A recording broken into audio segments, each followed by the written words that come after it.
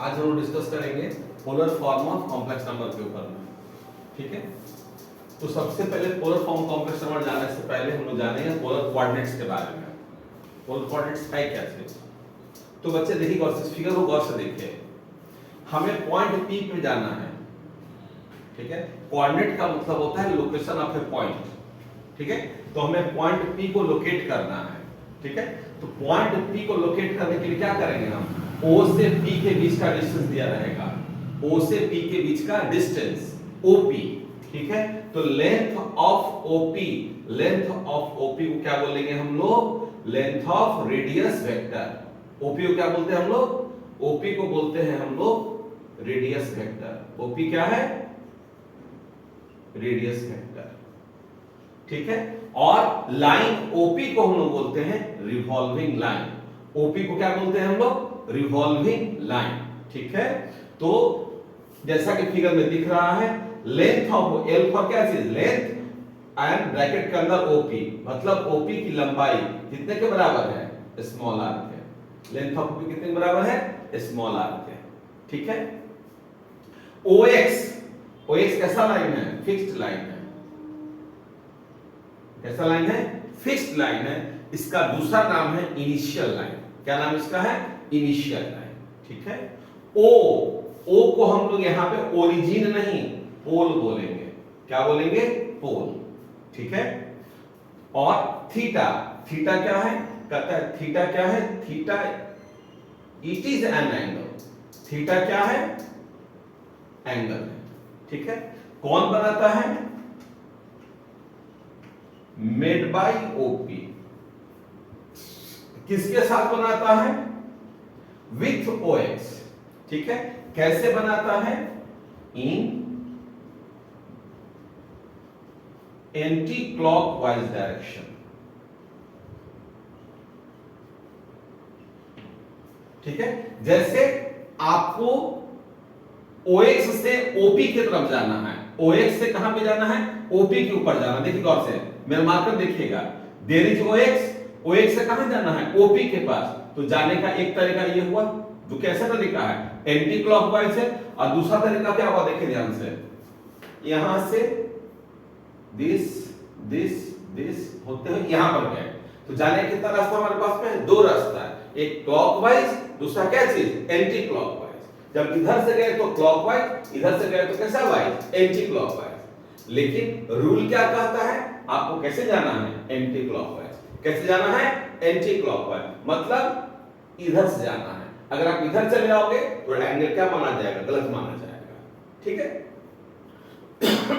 तो मैं अपनी बात को फिर से रिपीट कर दूं। O से लेके P के बीच के डिस्टेंस को दिखाते हैं हम लोग R से। OP का नाम क्या है? रेडियस वेक्टर या रिवॉल्विंग लाइन। जो आप OX देख रहे हैं इसको फिक्स्ड लाइन या इनिशियल लाइन बोलते हैं।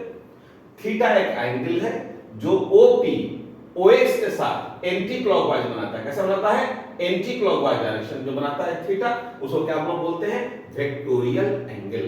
क्या बोलते हैं उसको? Vectorial angle. वेक्टोरियल एंगल क्यों? क्योंकि उसमें दो चीज है, मैग्नीट्यूड है थीटा और डायरेक्शन क्या है? Anti clockwise. That's why theta का नाम क्या है?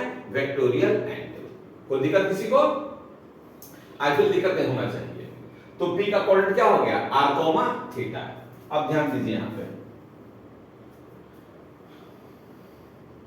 हम क्या कर रहे हैं? ध्यान से देखिएगा, समझिएगा। ये पॉइंट P है, ये R है, और ये एंगल कितना आपका है? थीटा। पॉइंट P का कोऑर्डिनेट कितना है? r, theta. कोई दिक्कत किसी को? नहीं। तो P से एक परपेंडिकुलर ड्रॉ कीजिए PM, ठीक है। और आप 10th में मेरे बच्चों पढ़ के आए हो, वो चीज क्या पढ़े हो? पंडित बद्री प्रसाद हरि बोल। मतलब साइन थीटा का फॉर्मूला होता है क्या चीज? P/h, और कॉस थीटा का फॉर्मूला क्या होता है? P/h,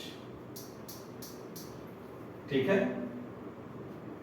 ठीक है भाई, हम ये भी पढ़ के आए हैं, किसी भी राइट एंगल ट्रायंगल में 90 डिग्री के सामने का साइड क्या होता है? हाइपोटेनस। 90 डिग्री के सामने साइड क्या होता है? हाइपोटेनस। तो इस थीटा के लिए जो मेरा OP है, ठीक है, वो किसके बराबर है? हाइपोटेनस R के बराबर है। ठीक है, मैं फिर से रिपीट करता हूं, 90 डिग्री के सामने का साइड क्या होता है? हाइपोटेनस, और कोई भी एंगल के सामने का साइड क्या होता है? परपेंडिकुलर। तो थीटा के सामने का साइड क्या हमारा है? पीएम। तो पी की जगह क्या लिखेंगे हम लोग? पीएम। इसका मतलब हो गया पीएम बराबर आर साइन थीटा। पीएम कितने के बराबर है? आर साइन थीटा के बराबर है, ठीक है। और आप देख भी सकते हो, आर का कॉस मल्टीप्लाई करोगे साइन के साथ तो क्या हो जाएगा? आर साइन थीटा हो जाएगा, ठीक है। अब आइए कॉस थीटा के लिए, भैया 90 के सामने का साइड हाइपोटेनस, ये हो गया आर, और रेस्ट साइड जो ओएम बचा हुआ है वो किसके बराबर होगा? बेस के बराबर होगा, ठीक है। तो क्या लिखेंगे हम लोग? ओएम बराबर आर कॉस थीटा। ओएम किसके बराबर होगा?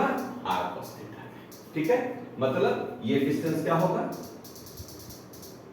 R cos theta. कोई दिक्कत किसी को? नहीं। अब जरा आइए आगे,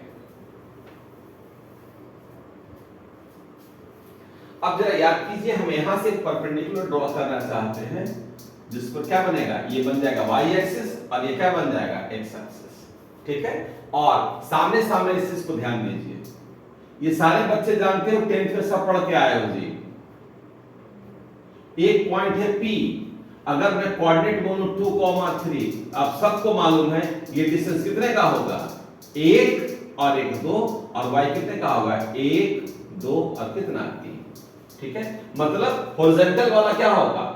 x कोऑर्डिनेट, और वर्टिकल वाला क्या होगा? y कोऑर्डिनेट, ठीक है। ये मैंने आपको लीनियर इनइक्वेशन टॉपिक में ही पढ़ाया है, ठीक है। तो अगर इस चीज को ध्यान में रखें हम, अगर हम 2 और 3 ना कह के इसको क्या बोले? x और कॉमा क्या चीज? y। क्या बोले इसको हम लोग? x comma y। तो जो हॉरिजॉन्टल डिस्टेंस है मेरा ये किसके बराबर होगा? x के बराबर, और ये वर्टिकल डिस्टेंस मेरा कितने के बराबर होगा? y के बराबर होगा। किसी को दिक्कत? किसी को दिक्कत नहीं। मैं फिर से रिपीट करता हूं, जो फर्स्ट कोऑर्डिनेट है मेरा वो हॉरिजॉन्टल डिस्टेंस ओरिजिन से OM, और जो वर्टिकल डिस्टेंस मेरा PM है वो कितने के बराबर होगा? y कोऑर्डिनेट के बराबर होगा। किसी को दिक्कत नहीं। आइए, अगर मैं O को P से मिला दूं, OP, तो आप फिगर को दोनों को कंपेयर कर लो, क्या OP और यहां का OP क्या R के बराबर है कि नहीं है? R के बराबर है, राइट। और इससे यह स्पष्ट हो रहा है कि जो OM मेरा x है वो कितने के बराबर है? R cos थीटा के बराबर है कि नहीं है? है। तो क्या मैं अगर पॉइंट P का कोऑर्डिनेट लिखना चाहूं तो x के प्लेस पर क्या मैं x cos थीटा लिख सकता हूं कि नहीं? किसी को दिक्कत है तो बोलिए, किसी को दिक्कत है तो बोलिए। फिर समझिए, जो पॉइंट P है जिसका कोऑर्डिनेट क्या लिखा हुआ है? x, y, ठीक है। x कितने के बराबर है? OM के, ठीक है। और इस फिगर से साफ दिख रहा है OM कितने के बराबर है? r cos थीटा के बराबर है, ठीक है। तो इस x के प्लेस हम आराम से क्या लिख सकते हैं? r cos theta. क्या लिख सकते हैं हम लोग? r cos थीटा, ठीक है। और यहां देखिए y कितने के बराबर है?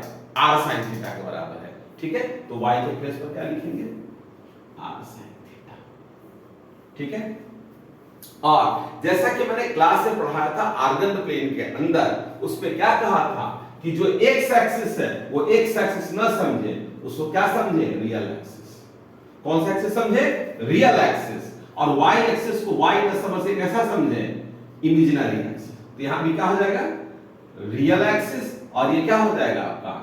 इमेजिनरी एक्सिस, ठीक है। तो मैंने क्लास में पढ़ाया था कि चूंकि रियल एक्सिस पर x नाप रहे हैं, लोग x का वैल्यू देख रहे हैं, तो x पे x रहेगा। और मैंने क्लास से कहा था इमेजिनरी एक्सिस में i क्या रहता है? इंट्रोड्यूस रहता है, छिपा हुआ है i, ठीक है, जो कहां पर लिखा हुआ है? y के साथ, ठीक है। तो ये एक कॉम्प्लेक्स नंबर को रिप्रेजेंट कर रहा है, इसका नाम क्या है? z बराबर i x plus i y। इसका नाम क्या है? z बराबर x प्लस i y। अगर इसी चीज को हम ध्यान में रखें तो point P represents a complex number. Point P represents a complex number. Z बराबर क्या चीज? x plus i y। और what is x? x बराबर r cos theta। And I, what is y? y बराबर r sin theta। ठीक है, r चूंकि दोनों में है r कॉमन निकाल दीजिए, cos theta plus i sin theta.